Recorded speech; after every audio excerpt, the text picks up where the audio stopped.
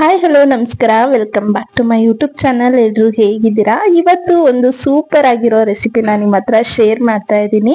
ಇದನ್ನ ನೀವು ವರ್ಷಾನ್ಗಟ್ಲೆ ಕೂಡ ಇಡ್ಬೋದು, ಅಥವಾ ದೂರದಲ್ಲಿ ಮಕ್ಕಳು ಏನಾದ್ರು ಓದ್ತಾ ಇದ್ದಾರೆ ಅಥವಾ ಕೆಲಸ ಮಾಡ್ತಾ ಇದ್ದಾರೆ ಅಂತ ಅಂದ್ರೆ ಅವ್ರಿಗೆ ಆರಾಮಾಗಿ ನೀವು ಈ ತರ ಒಂದು ಏರ್ಟೈಟ್ ಕಂಟೈನರ್ ಅಲ್ಲಿ ಹಾಕಿ ಕೊಟ್ರೆ 6 ತಿಂಗಳವರೆಗೂ ಹೊರಗಡೆನೆ ಇಟ್ಕೊಂಡು ತಿನ್ಬೋದು.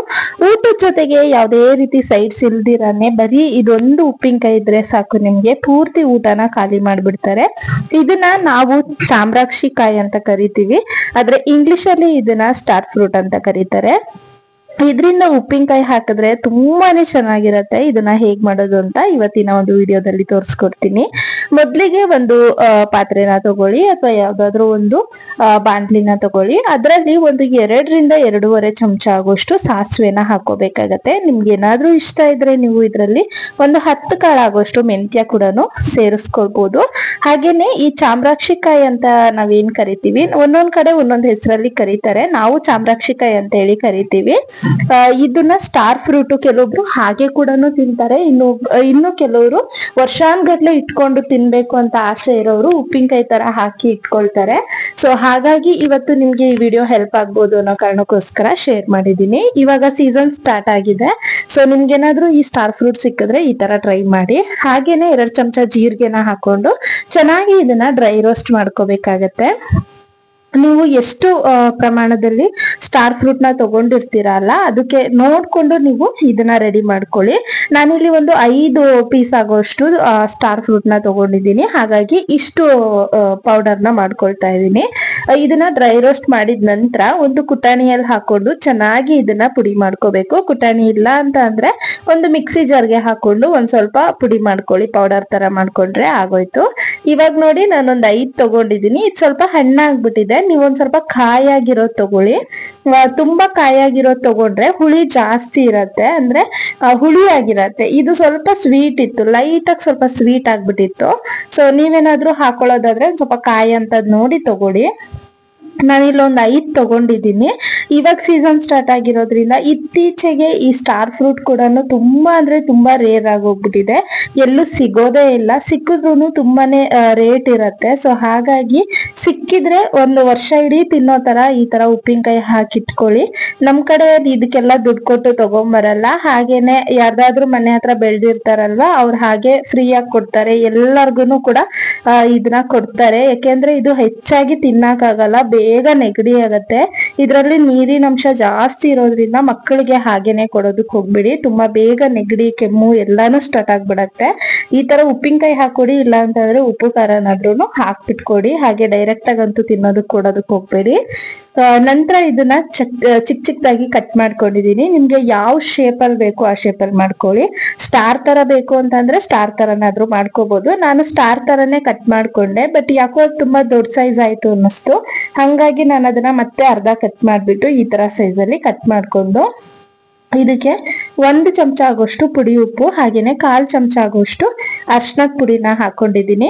ಅಕಸ್ಮಾತ್ ಏನಾದ್ರು ಹೊರಗಡೆ ಮಕ್ಕಳು ಹಾಸ್ಟೆಲ್ ಅಲ್ಲಿ ಇದ್ದಾರೆ, ಇಲ್ಲ ಅಂತಂದ್ರೆ ಹೊರಗಡೆ ಏನಾದ್ರು ಕೆಲ್ಸದಲ್ಲಿದ್ದಾರೆ ಅಂದ್ರೆ ಈ ತರ ಒಂದು ಡಬ್ಬದ್ ಪೂರ್ತಿ ಮಾಡ್ಕೊಟ್ಬಿಡಿ. ಅವ್ರಿಗೆ ಯಾವಾಗ ಬೇಕು ಅವಾಗ, ಯಾವ್ದೇ ರೀತಿ ನಾನ್ ವೆಜ್ ಬೇಡ, ಇದೊಂದಿದ್ರೆ ಸಾಕು. ಬಿಸಿ ಬಿಸಿ ಅನ್ನೋದ್ ಜೊತೆ ತುಪ್ಪ ಹಾಕೊಂಡು ಈ ಉಪ್ಪಿನಕಾಯಿ ತಿಂತಾ ಇದ್ರೆ ಸಕ್ಕದಾಗಿರತ್ತೆ.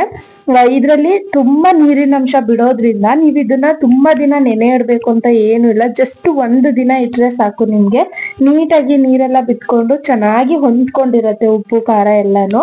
ಇವಾಗ ನಾನು 1 ಚಮಚ ಆಗೋಷ್ಟು ಕಾಶ್ಮೀರಿ ರೆಡ್ ಚಿಲ್ಲಿ ಪೌಡರ್ನ ಹಾಕೊಂಡಿದೀನಿ. ಹಾಗೇನೆ 1 ಚಮಚ ಆಗೋಷ್ಟು ನಾನಿಲ್ಲಿ ನಾರ್ಮಲ್ ಚಿಲ್ಲಿ ಪೌಡರ್ನ ಹಾಕೊಂಡಿದೀನಿ. ಹಾಗೇನೆ ಅವಾಗ್ಲೇ ಕುಟ್ಟಿ ಪುಡಿ ಮಾಡಿ ಇಟ್ಕೊಂಡಿದ್ವಲ್ವಾ, ಅದನ್ನ ನಾನಿಲ್ಲಿ 1/4 ಚಮಚ ಅಥವಾ 2 ಚಮಚ ಆಗೋಷ್ಟು ಸೇರಿಸ್ಕೊಂಡಿದೀನಿ. ನೀವು ಪೂರ್ತಿಯಾಗಿ ಕೂಡ ಹಾಕೋಬಹುದು, ನೋಡ್ಕೊಂಡು ಸ್ವಲ್ಪ ಸ್ವಲ್ಪನೇ ಸೇರಿಸ್ಕೊಳ್ಳಿ.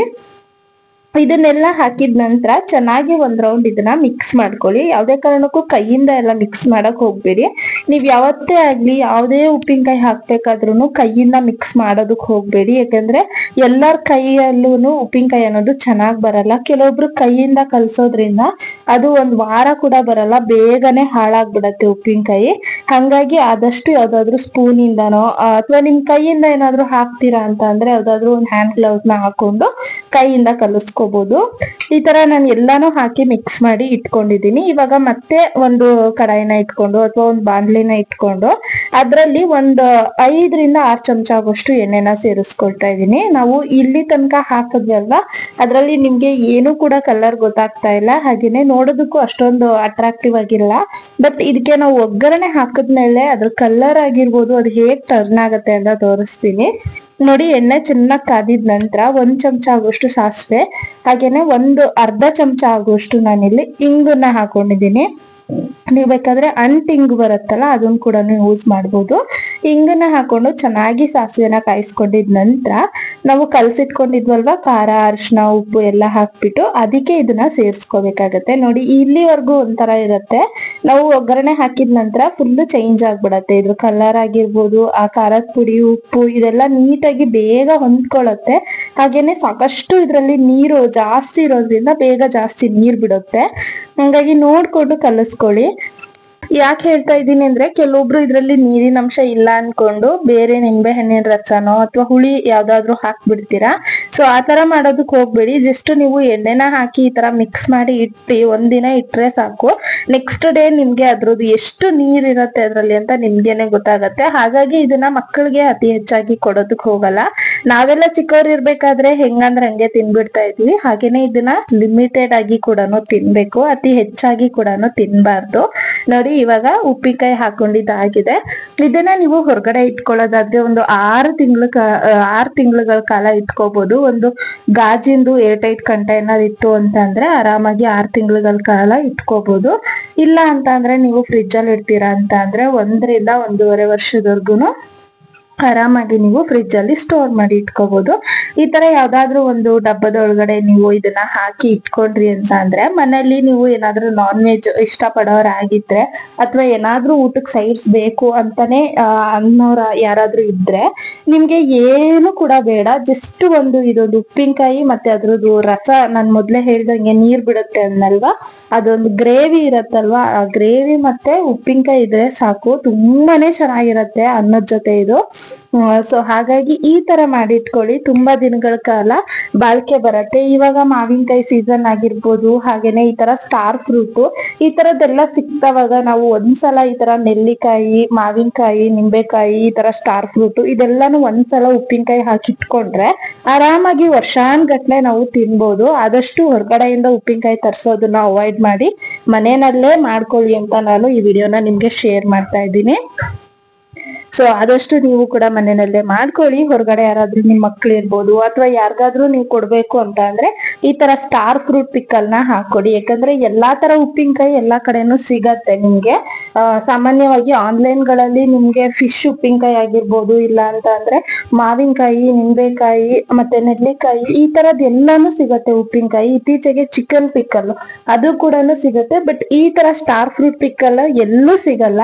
ಸೊ ಹಾಗಾಗಿ ಈ ತರ ಸ್ಟಾರ್ ಫ್ರೂಟ್ ಸಿಕ್ತು ಅಂತ ಅಂದ್ರೆ ಉಪ್ಪಿನಕಾಯಿನ ಮಾಡಿಟ್ಕೊಳ್ಳಿ ಅಂತ ಹೇಳ್ತಾ ಈ ವಿಡಿಯೋನ ನಾನು ಇಲ್ಲಿಗೆ ಮುಗಿಸ್ತಾ ಇದ್ದೀನಿ. ಐ ಹೋಪ್ ಈ ವಿಡಿಯೋ ನಿಮ್ಮೆಲ್ರಿಗೂ ಇಷ್ಟ ಆಗಿದೆ, ಈ ರೆಸಿಪಿ ನಿಮ್ಮೆಲ್ರಿಗೂ ಇಷ್ಟ ಆಗಿದೆ ಅನ್ಕೊಂಡು ನಾನು ಈ ವಿಡಿಯೋನ ಇಲ್ಲಿಗೆ ಮುಗಿಸ್ತಾ ಇದ್ದೀನಿ. ನಾನ್ ಸಿಗ್ತೀನಿ ಮುಂದಿನ ವಿಡಿಯೋದಲ್ಲಿ ಒಂದೊಳ್ಳೆ ರೆಸಿಪಿಯೊಂದಿಗೆ. ಅಲ್ಲಿವರೆಗೂ ನಮ್ಮ ಚಾನಲ್ನ ನೋಡ್ತಾ ಇರಿ. ಹಾಗೇನೆ ವಿಡಿಯೋ ಇಷ್ಟ ಆದ್ರೆ ಒಂದು ಲೈಕ್ ನ ಮಾಡಿ. ಯಾರಾದ್ರೂ ಹೊಸಬ್ರು ನಮ್ಮ ಚಾನಲ್ನ ಫಸ್ಟ್ ಟೈಮ್ ನೋಡ್ತಾ ಇದ್ದೀರಾ ಅಂದ್ರೆ ಚಾನಲ್ನ ಸಬ್ಸ್ಕ್ರೈಬ್ ಮಾಡ್ಕೊಳ್ಳಿ. ನಾನ್ ಸಿಗ್ತೀನಿ ಮುಂದಿನ ವಿಡಿಯೋದಲ್ಲಿ.